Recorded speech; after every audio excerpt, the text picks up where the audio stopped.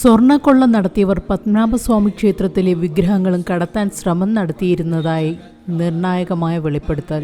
സ്വർണ്ണക്കടത്തിൽ പങ്കുണ്ടെന്ന് കണ്ടെത്തിയ പ്രവാസി വ്യവസായി ഡി മണിയാണ് ഈ വെളിപ്പെടുത്തൽ നടത്തിയിരിക്കുന്നത്.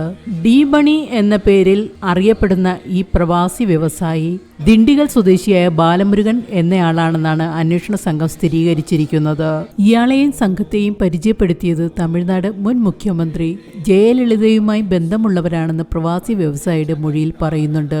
വിഗ്രഹങ്ങൾ കടത്താനായി ഈ സംഘം പണവുമായി ഇപ്പോഴും കറങ്ങുന്നുണ്ടെന്നും വ്യവസായി വെളിപ്പെടുത്തി.